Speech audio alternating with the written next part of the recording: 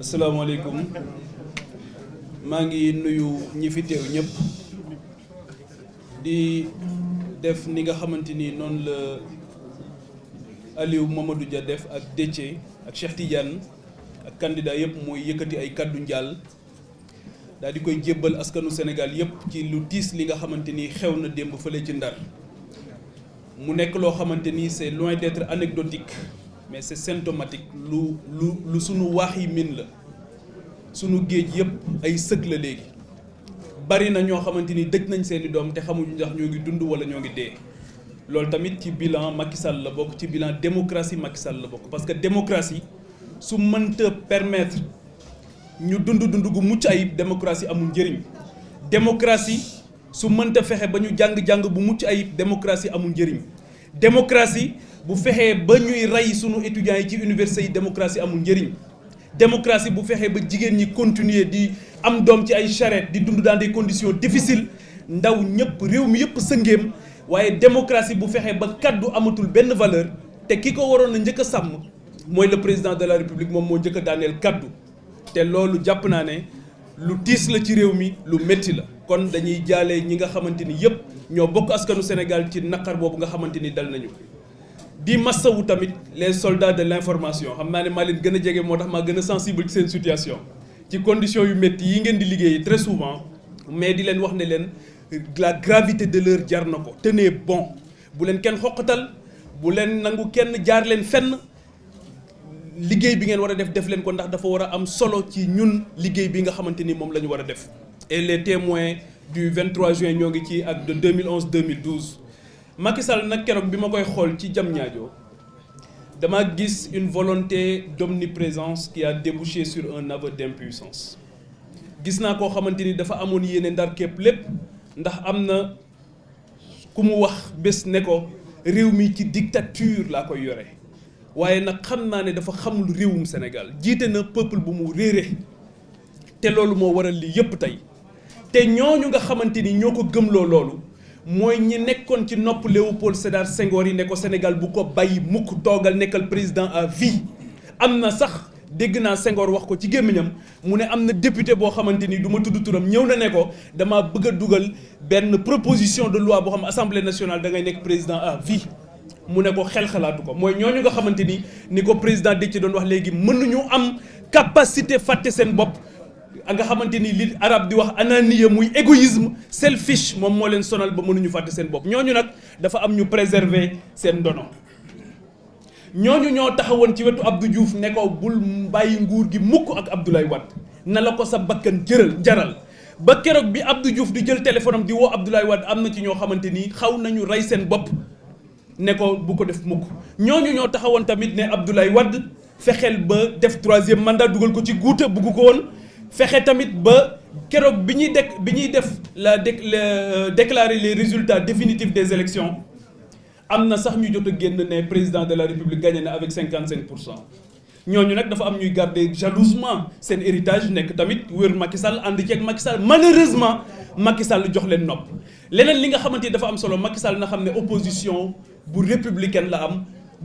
bu digne la am bu am solo la am ay kilifa ñoo koy opposé wu. te kilifa yooyu nag dañ koy wax ne ko on espère que sa prophétie bi mu defoon quand l'idée de reporter les élections a traversé Abdoulaye Wade président Macky Sall dane woon s'il décide de reporter les élections on va le déloger du palais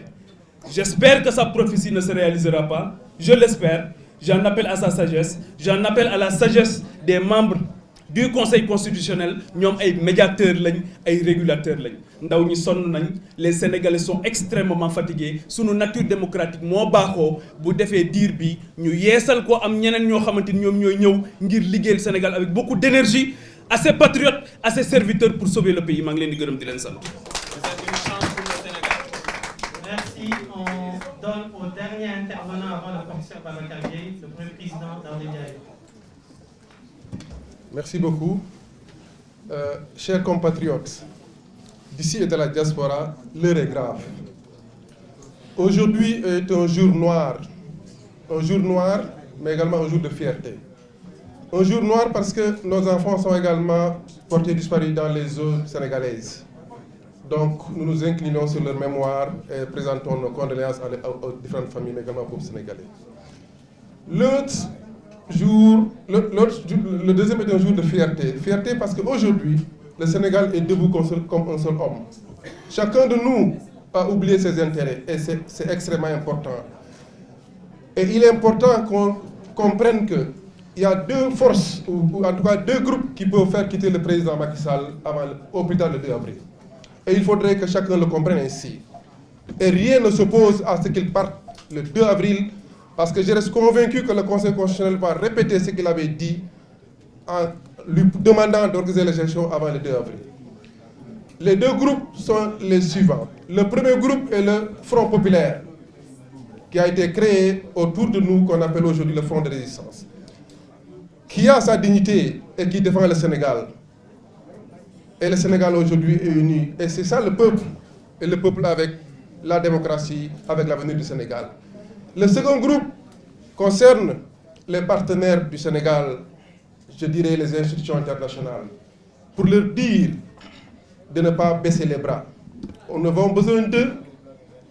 ce groupe d'institutions internationales, parce que avec le président Macky Sall, il faut mettre la pression. Et ils ont les moyens financiers, ils ont le pouvoir pour venir nous accompagner et le faire partir. Enfin, leur dire que nous sommes en train de réécrire notre histoire. Le prochain président du Sénégal est dans ce groupe-là, parmi nous. Et nous retiendrons ceux qui ont été là quand le pays avait besoin d'eux. Et toute autre institution qui ne sera pas là pendant cette période de crise sera un ennemi du Sénégal. Et l'histoire le retiendra. Et surtout que rien ne s'oppose pour que l'élection présidentielle soit réalisée avant et pour que le président parte le 2 avril. Les juristes l'ont dit, ils l'ont répété. Donc, président Macky Sall, nous vous demandons de grâce. Vous avez reçu le pays, vous avez été président en 2012 avec les honneurs, avec la paix. Nous vous demandons de remettre ce pays aux ayants droit avec la paix. mbokk yi li may ñaan mooy bi ma jaale ñi nga xam ne tey ñàkk nañ seen bakkan ba pare mooy xale yi faatuwaat ci géej gi muy la gën a metti encore ndax bis bu ne loolu mu ngi am ma wax ne Sénégal toll nañ fu nga xamee ne doy na waar ndax lan ku toog ci nguur gi nga ne du fi jóge alors que moom bi muy jël nguur gi daf koy jël ak jàmm ak salaam en 2012 ngir yàlla dañ koy ñaan mu joxe réew mi avant le 2 avril ci jàmm ak salaam ndax mënul xeex ak un peuple et aujourd'hui le peuple mu ngi nii askan waa ngi nii suñu ginnaaw le vrai peuple uni ñoom bëgguñu lu dul Sénégal am jàmm démocratie bi sax fi te loolu mën na nekk parce que conseil constitutionnel bi nga xamee ne moo wax ne élection yi dañ ko def ci délai de rencontre du 2 moom xam naa ne dinañu wax parce que saisir nañ ko dina wax ne élection yi na am avant le 2 pour que président Macky Sall amul ñu réew mi avant le 2 avril amul dara lu mu mën a teg lu war ne mënut a nekk c'est très possible ndax ñi nga xam ne ñoom màcc seen xel màcc ci yoon xam nañ ko wax nañ ko yàlla nañu yàlla may xel mu am xel moo xamee ne li faatu ci xale yi ci géej gi ñu leen di jàlle encore du fi amaat may woo également ñi nga xamee ne mooy suñu naataangoo yi nga xamee ne ñoo dëkk nekk Sénégal di ñu jàppale ma ne leen jamono ji dañoo soxla ñoom aussi ñu bañ a bàyyi seen loxo ndax Sénégal tey benn bopp la mu ngi nii suñu ginnaaw te ñu xamee ne kii jiite réew mi ëllëg ci ñun ñii la du doon kenn képp ku nga xamee ne jamono yi dimbali nga ñu ba li fi nekk dem ci jàmm ak salaam duñ ko fàtte képp koo xamee ne dimbaluwuñu ba li fi nekk problème am di jàpp nañ na ci ñi ko jàppale te bu subaa ñun ak yow am lu ñuy seq donc loolu mooy li ma bëggoon lancer di wax en dernier lieu que amnistie moom du lu ñuy wax du lu ñuy xalaat jamono jii kenn bañul baale mais baale bu ñu gëstoo ba pare justice ba pare après vérité am après ñu def réconciliation donc amnistie bi nañ ko teg suuf parce que ça ne nous intéresse pas et ça n'intéresse pas les Sénégalais jërëjëf wa salaam.